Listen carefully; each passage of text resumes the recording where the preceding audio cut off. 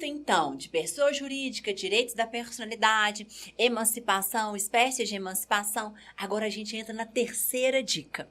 A terceira dica está em domicílio. Gente, domicílio é um tema super fácil em direito civil, mas o examinador da sua prova ama domicílio. Eles têm, examinador de delegado de polícia civil em geral, tem uma predileção especial por domicílio e bens. Então, fique atento também aos bens regulados, artigo 74, 75 do Código Civil. Então, vamos aqui ver domicílio, regrinha 3, está regulado a partir do artigo 70 do Código Civil. O que é o domicílio? É o lugar onde o indivíduo reside com ânimo de definitividade. Gente, o domicílio ele é composto por dois requisitos. Um requisito objetivo e um requisito subjetivo. O requisito objetivo é a fixação em um determinado local. Fixação em um determinado local é a residência do indivíduo. E um requisito subjetivo, que é a fixação em um determinado local com ânimo de definitividade. Então, não basta que eu me fixe em um determinado local. Eu tenho que me fixar em um determinado local com ânimo de definitividade. A mera fixação em um determinado local é residência. Residência não é domicílio, porque domicílio é uma residência com um plus, que é o ânimo de definitividade, ok? Nós temos várias espécies de domicílio da pessoa física. Então, vamos analisar cada uma dessas espécies com os seus nomes respectivos, porque se cair na hora da prova, você não erra. Vamos lá. Artigo 74, antes de ver as regras de domicílio, eu só quero mostrar para você quando que eu tenho domicílio, você já sabe. E quando que eu altero o meu domicílio. Olha lá, muda-se o domicílio, transferindo a residência com a intenção de mudar, tá vendo? Então, tô morando em Belo Horizonte, na rua Lagoas 3030. Agora eu tô morando em Belo Horizonte, na rua Santa Catarina 9090. Mudei o meu domicílio? Não sei. Você tem que transferir a sua residência, que é o local em que você está fixado, mas com ânimo de definitividade, ok? Vamos lá. Primeira espécie de domicílio, ele é chamado, agora eu vou pegar de vermelhinho, domicílio natural ou domicílio de eleição. Domicílio natural ou de eleição é a liberdade que tem o indivíduo de fixar-se em um determinado local com ânimo de definitividade. Em Belo Horizonte, na rua Lagoas, ou em Belo Horizonte, na rua Santa Catarina, ou em Belo Horizonte, na rua Nossa Senhora da Vida Nossa Senhora do Carmo. Então, o domicílio da pessoa natural é o local onde ela estabelece a sua residência com ânimo de definitividade. Você vai ver comigo que tem determinadas pessoas que não têm domicílio natural ou de eleição, porque elas não podem, de modo voluntário, definir o seu domicílio. O legislador já definiu para elas, que são aqueles que têm o domicílio legal, tá? Domicílio que a gente chama de necessário. Vai ver comigo daqui a pouco. Domicílio plural. Olha o que o Código Civil fala. Se, porém, a pessoa natural tiver diversas residências onde alternadamente viva, considerar-se-á como seu domicílio qualquer uma delas. Então, o Código Civil ele não admite o que a gente chama de unicidade de domicílio, quer dizer, domicílio único. O Código Civil ele admite a pluralidade de domicílio. Então, o indivíduo ele pode se fixar em qualquer local, em mais de um dele, com ânimo de definitividade. Exemplo, é muito comum casais, um trabalha em Belo Horizonte, o outro trabalha em São Paulo. A família fica em Belo Horizonte com a mãe e os filhos, o pai vai para São Paulo, dia de quinta-feira à noite vem para casa. E a família, eles têm dupla residência, eles têm duplo domicílio, perdão. Eles têm mais de, o pai, né? Ele tem mais de um lugar onde ele alternadamente viva com ânimo de definitividade. Então, eu posso ter um domicílio plural, ok? 72. É também domicílio da pessoa natural quanto às relações concernentes à sua profissão, o local onde ela é exercida. Então, domicílio profissional significa o quê? para as obrigações contraídas pela pessoa natural, o local onde ele exerce essas obrigações é considerado como seu domicílio. Para as obrigações profissionais. Então, se você reside na rua Alagoas 3030, se você tem um escritório na rua Santa Catarina 9090, o seu escritório é o seu domicílio profissional, para as obrigações profissionais por você assumidas, que não aniquila o seu domicílio voluntário, o seu domicílio natural, o seu domicílio de eleição, ok? Então, vamos lá. 73. 73 é o nosso domicílio aparente. Eu quero te dizer, gente, que toda pessoa natural tem domicílio. Toda. E se ela não tiver, o Código Civil vai eleger um para ela, que é o caso do domicílio aparente. Olha o que ele fala no 73. Ter-se-á por domicílio da pessoa natural que não tem residência habitual o local onde ela for encontrada. Então, se aquele indivíduo não tem uma residência habitual, se ele não tem um domicílio, onde ele foi encontrado é o seu domicílio. É aquele indivíduo que não tem apego com nada, que um dia dorme na casa da mãe, o outro dia na casa do irmão, o outro dia na casa da namorada, o outro dia na casa do amigo, outro dia ele está lá em São Paulo, outro dia ele está lá na casa do amigo em Búzios. Ele não tem lugar, ele não tem um lugar fixo com ânimo de definitividade. Esse indivíduo vai ter o domicílio aparente. Onde ele foi encontrado será considerado como seu domicílio, ok? Seguindo, olha as pessoas que têm domicílio necessário. Essas pessoas do artigo 76 têm domicílio necessário, elas não podem voluntariamente eleger o seu domicílio. O legislador elegeu por elas. Então, tem domicílio necessário. Olha lá, o incapaz, o servidor público, o militar, o marítimo e o preso. Então, essas pessoas têm domicílio necessário. Qual que é o domicílio necessário do incapaz? É o domicílio do seu representante ou assistente. Qual que é o representante legal do incapaz? Qual é o domicílio necessário do servidor público? É o local onde ele exerce permanentemente as suas atribuições. Qual é o domicílio necessário do militar? É onde ele servir. Cuidado! Militar não é a sede do comando ao qual ele está subordinado. Militar é onde servir. Qual que é o domicílio se ele for o militar da Marinha ou da Aeronáutica? Agora sim, a sede do comando onde ele está subordinado. Então, cuidado que o examinador troca. Militar, sede do comando, Marinha e Aeronáutica, onde servir. Não. E se ele for marítimo, professora, é onde o navio estiver matriculado. E se ele for preso, professora? Olha aí você como delegado de polícia. Se ele estiver preso, é o local onde ele está cumprindo sentença. A sentença penal condenatória é o seu domicílio. Eu tenho aqui no artigo 78 o que a gente chama de domicílio contratual ou domicílio de eleição. O que significa esse domicílio contratual ou de eleição? Pode voltar para mim, Zé. Sabe quando você firma relações jurídicas contratuais e que lá no última cláusula do seu contrato está escrito assim, foro de eleição. As partes elegem a comarca de Belo Horizonte para dirimir eventuais conflitos decorrentes desse contrato. Ali é o foro de eleição ou domicílio contratual. É uma regra de fixação de competência relativa em matéria processual. É o local em que as partes elegeram para dirimir conflitos decorrentes do contrato. Não é domicílio no sentido de local onde a pessoa fixa com ânimo de definitividade, não. Então, cuidado com essa distinção na hora da sua prova. Fechamos domicílio, fechamos a terceira regrinha. Bora para a lousa? Morte. O seu examinador também, gente, ele tem, agora eu vou colocar um verde, estou gostando de verde ultimamente, Amazônia, floresta, então olha lá, morte. A morte, ela está regulada no artigo 6º e artigo 7º do Código Civil.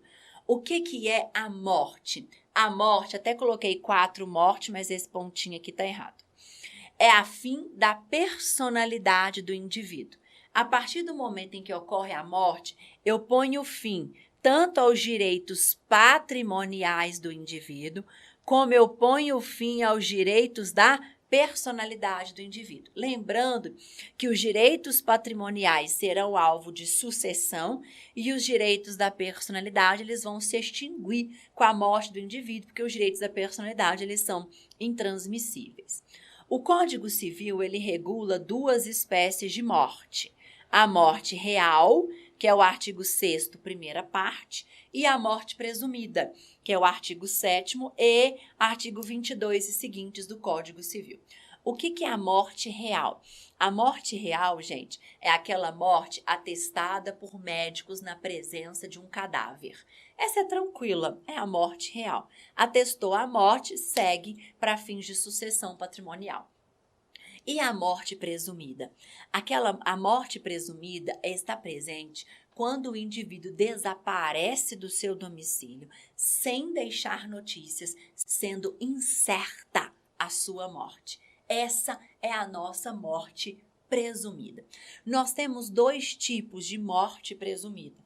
Nós temos a morte presumida com declaração de ausência e a morte presumida sem declaração de ausência. Vamos para a lousa? Olha lá. Morte presumida sem declaração de ausência. Ela tem previsão no artigo 7º do Código Civil. O indivíduo, ele desaparece do seu domicílio sem deixar notícias, sendo incerta a sua morte. Mas a morte dele, gente, era extremamente provável. Como a morte dele era extremamente provável, eu dispenso a comprovação, melhor, eu dispenso a necessidade de observância do procedimento de declaração de ausência, porque a morte dele era extremamente provável, porque esse indivíduo ele se encontrava numa situação de perigo de vida. Que situação é essa, professora? Artigo 7º do Código Civil. Vamos dar uma olhada nele? Olha lá. Pode ser declarada a morte presumida sem decretação de ausência, quando for extremamente provável a morte daquele que estava em perigo de vida. O que é perigo de vida, professora? Não sei. É um conceito jurídico indeterminado. Você é delegado de polícia civil numa cidade do interior de Goiás. Vou colocar você em Rio Verde, chiquérrimo. Você está lá em Rio Verde, tem um deslizamento de terra lá, numa área que ela era densamente ocupada devido a uma forte chuva e veio a soterrar várias casas. Tem já 4 dias de busca e eu não acho o indivíduo de jeito nenhum. Então, a morte desse indivíduo é uma morte extremamente provável, porque ele se encontrava em uma situação de perigo de vida. Então, o perigo de vida é o desaparecimento, deslizamento de terra, queda de avião, né? Em uma explosão. Isso é uma situação de perigo de vida, tá? Um afundamento de um barco, afundamento de um navio, onde vários tripulantes eles vêm a sumirem, né, no mar e não são encontrados. Isso é a situação de perigo de vida. Ou o inciso 2, olha lá.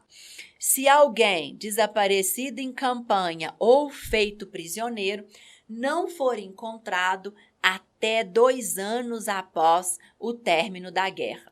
Professora, que guerra é essa? O Brasil é um país tão pacífico, a gente é tão feliz, tão satisfeito, não tem guerra com outros povos, não provocamos outras guerras. Por que isso está aqui? Porque esse dispositivo ele era do Código Civil de 16. O Código Civil de 16 ele foi elaborado durante o período da ditadura militar. Só que foi encampado no Código Civil de 2002, esquecendo-se que na vigência do Código Civil de 2002 nós já estávamos num Estado democrático de direito. Então, mas manteve este dispositivo. Então, se alguém desapareceu numa guerra ou foi feito prisioneiro até 2 anos após o término da guerra, esse indivíduo não foi encontrado, morte presumida sem declaração de ausência. Aí vem o delegado junto com o juiz nesse procedimento e acontece o seguinte, professora, já tem 5 dias, tragédia de Brumadinho aqui em Minas Gerais. Professora, já tem 1 ano que eles estão procurando os corpos, não acham os corpos. Posso pedir o procedimento de declaração de ausência? Não. Você só pode pedir depois de cessadas as buscas e as investigações. Cessou, né? A Polícia Militar, por exemplo, em Brumadinho falou, olha, a Polícia Civil não tem mais busca, não tem mais investigação, acabou, não tem mais como a gente encontrar nada aqui. O solo já petrificou, não tem como nem eu trazer trator para cá. Ok. Cessadas as buscas e investigações, eu posso entrar com um pedido de declaração de ausência, tá bom? Então, olha lá, eu posso entrar com pedido de decretação de morte presumida, perdão. Parágrafo único. A declaração da morte presumida nesses casos somente pode ser requerida depois de esgotadas as buscas e as averiguações. E é o juiz quem vai fixar a data provável do falecimento. Vamos caminhar. E eu tenho como segunda espécie a morte presumida com declaração de ausência. Ela está regulado no artigo 6 e artigo 22 e seguintes do Código Civil. O que é esse procedimento de ausência? Quando que ele vai estar presente? Quando o indivíduo ele desaparece do seu domicílio, sem deixar notícias, sendo incerta a sua morte, mas a morte dele não era extremamente provável. Ele não se encontrava em situação de perigo de vida. Era aquele indivíduo que foi comprar um cigarro e nunca mais voltou. Como o ordenamento jurídico acredita que esse indivíduo vai voltar, ele impõe aos familiares desse indivíduo a decretar como requisito, como condição para a decretação da morte presumida, a submissão ao procedimento de ausência, que é um procedimento longo, demorado e burocrático, porque o ordenamento jurídico ele acredita que esse indivíduo a qualquer momento ele vai voltar. São 3 fases nesse procedimento de ausência. Na lousa, a fase da curadoria dos bens do ausente, também chamada de arrecadação dos bens do ausente, momento em que o indivíduo desapareceu do domicílio. Professora, tem 4 dias, tem 5 dias, tem 3 anos, tem 10 anos, não tem lapso temporal. Só o juiz, no caso concreto, que vai conseguir identificar se já desapareceu tempo suficiente ao ponto dele não voltar mais, tá? E eu abri esse procedimento. Nesse procedimento, eu nomeio um curador para administrar os bens do ausente. Então, eu arrecado os bens do ausente, aqui ó, declaro a ausência dele, nomeio um curador para administrar os seus bens e arrecado todos os bens do ausente. Porque se ele voltar, o patrimônio dele está protegido. Professora, transcorreu 1 ano da arrecadação dos bens do ausente. Transcorreu 1 ano da arrecadação dos bens do ausente. Os legitimados do artigo 27 do Código Civil poderão requerer a abertura da segunda fase, que é chamada de sucessão provisória. O que acontece na sucessão provisória? Eu vou poder, abrir o testamento se houver, e eu vou poder proceder, gente, a prof toda hora puxa, proceder ao inventário e à partilha dos bens, como se o ausente fosse falecido. Ok? Primeiro efeito. Segundo efeito, os herdeiros poderão adentrar na posse dos bens do ausente. Vejam que os herdeiros terão apenas posse, não terão propriedade. Só que os herdeiros, para entrar na posse dos bens do ausente, têm que prestar garantia. Porque se o ausente voltar, o patrimônio dele tem que estar intacto. Só não precisa de prestar garantia, artigo 30, parágrafo 2º, se for herdeiro necessário. Quem são os herdeiros necessários? Ascendente, descendente e cônjuge. Se for herdeiro necessário, ascendente, descendente e cônjuge, não precisa de prestar garantia. Uma vez provada a sua qualidade de herdeiros, eles podem, independentemente de garantia, entrar na posse dos bens do ausente. Terceiro efeito, como eles estão na posse e não têm propriedade, eles só poderão alienar os bens do ausente se tiver autorização judicial e desde que para evitar ruína. Se não tiver autorização judicial, não pode alienar. Quarto requisito. Os sucessores provisórios, né, que são os herdeiros do ausente, eles representarão o ausente, ativa e passivamente, judicial e extrajudicialmente. Eles não estão na posse dos bens, então tem que representar o ausente. Aí vem aqui, ó, os herdeiros que estão na posse dos bens do ausente, eles terão direito, gente, a 50% dos frutos e rendimentos que do bem advier. Então, se eu sou sobrinha do ausente, estou na posse de um patrimônio dele e eu estou locando para um terceiro, o valor do aluguel é 20 mil, eu posso ficar com 50% dos frutos e rendimentos. Os outros 50% eu tenho que guardar em juízo, porque se o ausente voltar, esse dinheiro é dele, ok? Tá? Só que tem uma categoria de herdeiros que pode ficar com 100% dos frutos e rendimentos. Que categoria é essa? Perfeito. A dos herdeiros necessários. Os herdeiros necessários ficam com 100% dos frutos e rendimentos. O ausente voltou, professor? O que é do herdeiro necessário é do herdeiro necessário. O que estava com os demais, aí ele vai ter direito à restituição de 50%, tá? Esse é o quinto efeito. Olha aqui. Transcorridos 10 anos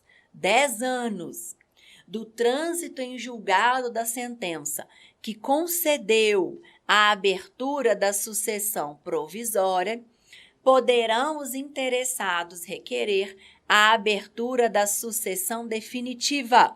Zé, toda hora eu trago a internet. Poderão requerer a abertura da sucessão definitiva e o levantamento das cauções prestadas. Então, veja, 10 anos do trânsito em julgado da sentença que concedeu a abertura da sucessão provisória. Os legitimados do artigo 27 poderão requerer a abertura da sucessão definitiva. Qual que é o principal efeito da sucessão definitiva? A decretação da morte presumida. Decretada a morte presumida, os herdeiros, que até então eles tinham uma mera posse, eles passam a ter propriedade.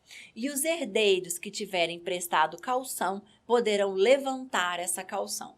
Viu como é que o procedimento é longo, demorado e burocrático? Algumas exceções para você tomar cuidado. Até o Instituto AOCP já cobrou isso em provas anteriores. Observação 1, artigo 26 do Código Civil. Se o ausente desapareceu do seu domicílio, mas deixou representante para administrar os seus bens, deu 3 anos e ele não voltou, os legitimados do artigo 27 poderão requerer a abertura da sucessão provisória. O que significa isso? Se eu sumi do meu domicílio, mas deixei meu primo como meu procurador, eu tenho 3 anos para voltar. Se eu não voltei, os meus familiares poderão requerer não a abertura da morte presumida com declaração de ausência, passando pela primeira fase. Que a primeira fase é a nomeação de curador. Eu já deixei um curador aqui para administrar os meus bens. Então, eles poderão passar para a segunda fase de imediato, que é a fase da sucessão provisória, ok? Então, pula uma fase. Segunda exceção. Se o indivíduo já conta, artigo 38, com 80 anos de idade e tem 5 anos que eu não tenho mais notícia dele, os seus familiares poderão requerer desde logo a abertura da sucessão definitiva. Então, se eu tenho 80 anos de idade, há 5 anos que eu não tenho mais notícias desse indivíduo, a probabilidade dele estar morto é alta. E é pelo fato da probabilidade ser alta que o legislador ele afastou a necessidade de submeter os familiares ao procedimento da primeira fase e a segunda fase. Eles já poderão de cara requerer a terceira fase. Aí a pergunta que fica é, professor, e se o ausente voltar? Se o ausente voltar durante a sucessão provisória, ele tem direito a todos os bens no estado em que ele deixou. Se ele retorna até 10 anos da abertura da sucessão definitiva, ele tem direito aos bens no estado em que ele deixou e os bens subrogados no seu lugar. E se ele retorna após 10 anos da sucessão definitiva, aí ele não tem direito a patrimônio nenhum mais, tá bom? Que aí já é esperar demais para o retorno dele, ok? Tá aí na observação 3, o retorno do ausente, tá? Fechado isso, então, a gente passa para a nossa quinta dica. Corrido, né, pessoal? Responsabilidade civil. O que é responsabilidade civil, gente? É o dever de reparar o dano causado. Se eu causo um dano a alguém, eu tenho o dever de repará-lo, tá bom? Quando que nasce a responsabilidade civil? Quando o indivíduo ele pratica um ato ilícito e desse ato ilícito sobrevém um dano a alguém da coletividade. Assim nasce a responsabilidade civil. Eu tenho no Código Civil duas espécies de responsabilidade civil extracontratual, tá? Não é responsabilidade civil contratual regulada no 389, não.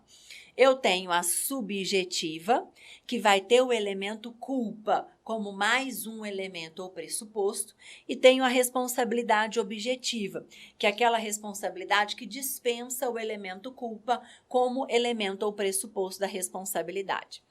O artigo 927, ele é chamado de cláusula geral de responsabilidade civil. E ele traz todos os elementos da responsabilidade civil quando ele fala para a gente assim: aquele que, por ato ilícito, causar dano a outrem, fica obrigado a repará-lo. Então, aquele que, por ato ilícito, causar dano a outrem. Então, ato ilícito mais dano é igual a responsabilidade civil, que é o dever de reparar o dano causado, tá bom? E terá responsabilidade civil, independentemente de culpa, 927, parágrafo único. Haverá obrigação de reparar o dano, independentemente de culpa, nos casos especificados em lei. Então, aqui, ó, independentemente de culpa, nos casos especificados em lei. Ou quando a atividade normalmente desenvolvida pelo autor do dano implicar em risco para os direitos de outrem. Então, quando que eu vou ter responsabilidade objetiva? Quando a lei assim determinar ou quando o agente desenvolver atividade de risco. Se não é hipótese legal, se você quiser anotar, 932 ao 935, 931 do Código Civil e o 936 ao 938, e o artigo 187, então eu vou falar na linha do tempo certa, né, professora? Artigo 187, artigo 931, 932 do Código Civil e 936 ao 938. São as hipóteses legais no Código Civil de responsabilidade objetiva. Se você não estiver diante de uma hipótese legal de responsabilidade objetiva o agente, né, não desenvolver uma atividade de risco, você estará diante de uma hipótese de responsabilidade subjetiva, ok? Mas independente de uma responsabilidade objetiva ou subjetiva, hoje eu tenho um critério objetivo de fixação do valor da indenização. Qual que é esse? Artigo 944 do Código Civil. O valor da indenização, ele mede-se pela extensão do dano. Ou seja, quanto maior for o meu dano, maior será o valor da minha indenização. Menor o meu dano, menor será o valor da minha indenização. Eu não tenho mais a culpa como fixador do critério de indenização. Causei um dano, estou altamente embriagado. O único dano que eu causei foi arranhar o meu retrovisor no retrovisor do vizinho. Não me interessa. Se consertar 250, vai pagar R$250. Agora, eu tenho uma única exceção dentro do Código Civil em que o valor da indenização, ele sofrerá a incidência do grau de culpa do agente. Quando, professora? É o 944, parágrafo único. Bora dar uma lida nele? Então, olha lá. 944, caput. A indenização mede-se pela extensão do dano. Exceção. Se houver excessiva desproporção entre a gravidade da culpa e o dano, o juiz irá reduzir equitativamente o valor da indenização. Então, veja que essa possibilidade excepcional, o juiz ele pode apenas reduzir o valor da indenização, nunca poderá majorar o valor da indenização. E quando que vai estar presente? Se o dano que o indivíduo causou foi um dano extenso, qual que é a regra? O valor da indenização ele vai ser alto. O dano que ele causou foi extenso, o valor da indenização alto, mas o grau de culpa dele foi baixo, ou seja, ele não teve a intenção de praticar o ato ilícito e causar o dano. Ele simplesmente inobservou um dever de cuidado. E ao inobservar esse dever de cuidado, ele acabou praticando o ato ilícito e causou o dano. Então, por razões de equidade, por razões de justiça, haverá uma redução do valor da indenização, de modo a se encontrar uma justa proporção entre o valor do dano, o dano que o indivíduo causou e o grau de culpa do agente. Professora, o indivíduo causou um dano pequenininho, mas o grau de culpa dele foi lá no alto. Posso majorar o valor da indenização? Nunca. Você só pode reduzir o valor da indenização. E para reduzir, o dano tem que ter sido extenso e o grau de culpa do indivíduo tem que ter sido baixo, ok? Ótimo. Então, vamos caminhar. Pessoal, quais são os elementos ou pressupostos da responsabilidade civil, independentemente se ela for subjetiva ou objetiva? Ato ilícito, dano e nexo de causalidade. Isso a gente já sabe. Quando o assunto é ato ilícito, o que é ato ilícito? É conduta humana antijurídica. É uma conduta humana contrária ao ordenamento jurídico. Eu quero te dizer que nos termos do artigo 188 do Código Civil, o Código Civil ele adota as excludentes de ilicitude do direito penal.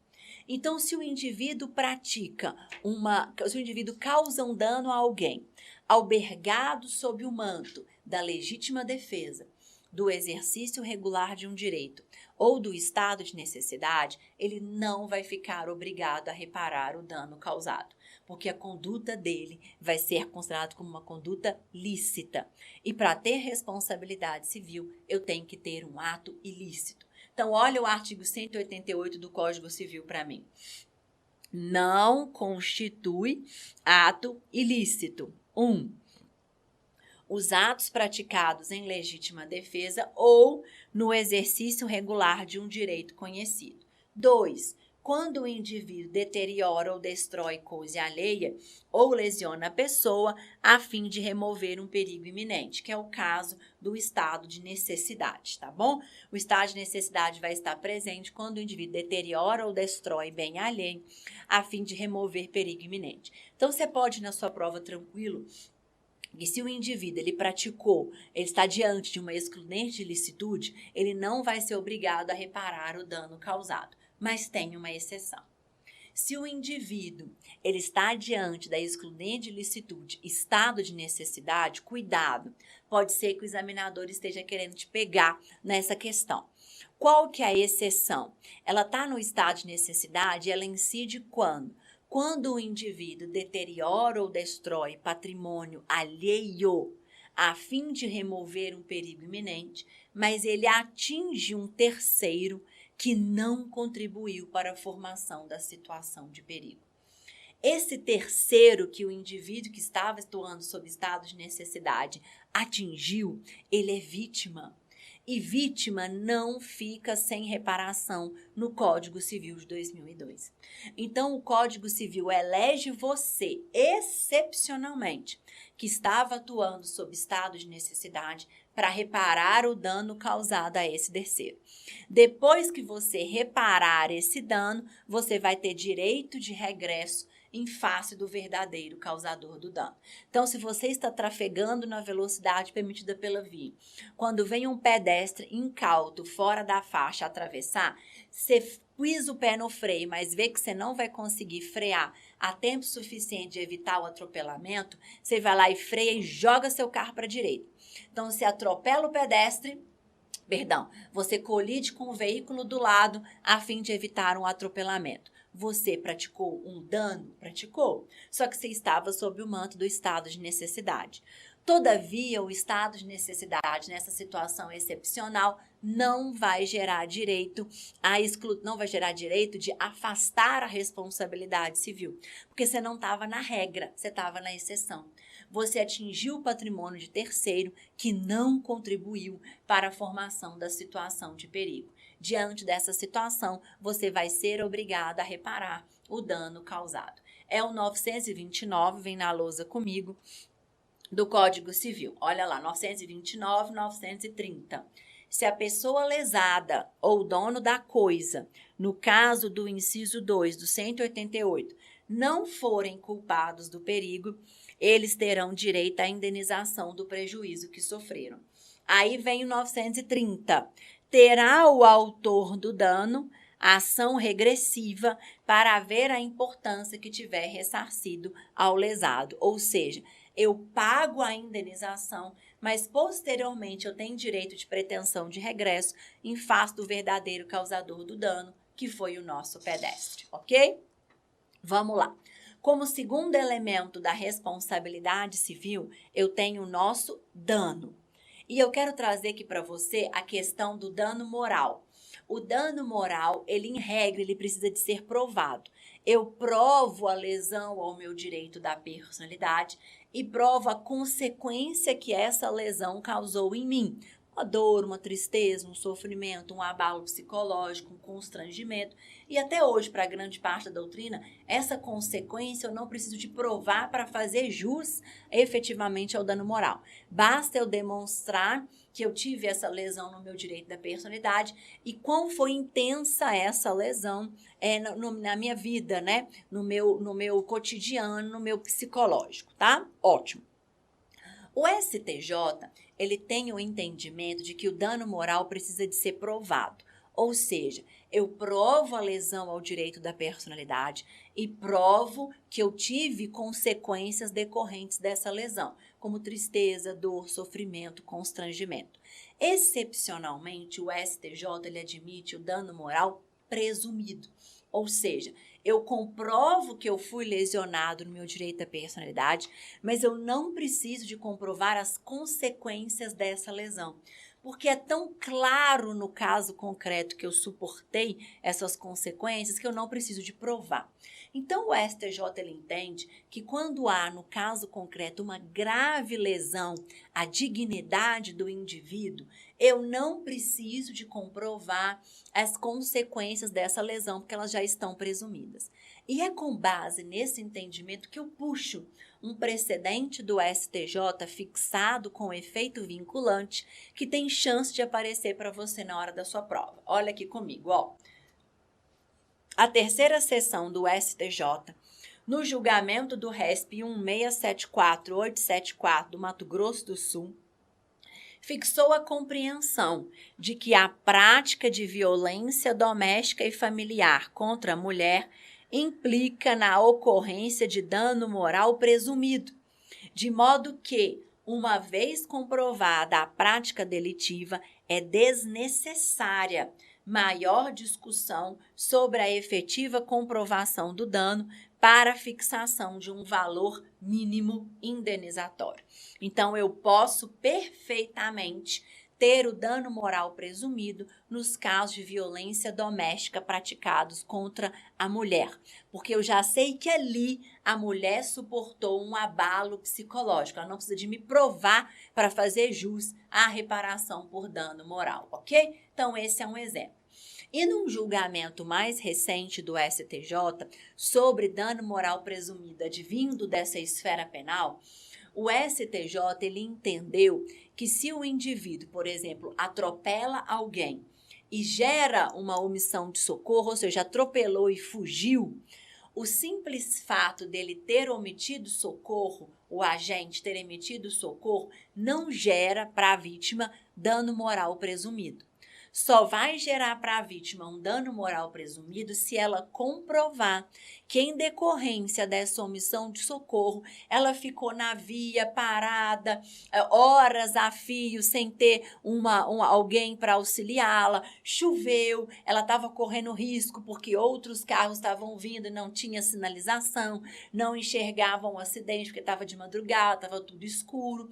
Quando o SAMU levou ela para o hospital, o médico emitiu um relatório e falou que se ela tivesse sido atendida antes, ela não teria sequelas que ela tem hoje. Aí sim eu posso ter um dano moral presumido.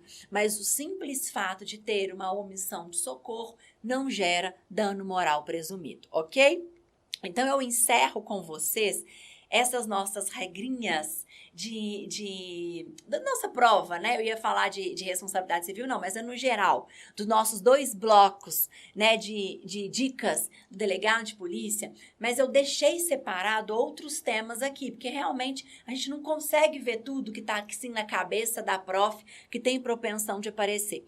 Então eu vou deixar aqui no slide para você, que são questões que você vai conseguir perfeitamente analisar sozinho, que é a comunicabilidade das instâncias, quando que tem a comunicabilidade da instância civil com a instância penal, mais a questão da posse, os efeitos da posse que o seu examinador do Instituto da OCP gosta, mais as espécies de uso capião que o seu Instituto da OCP também gosta.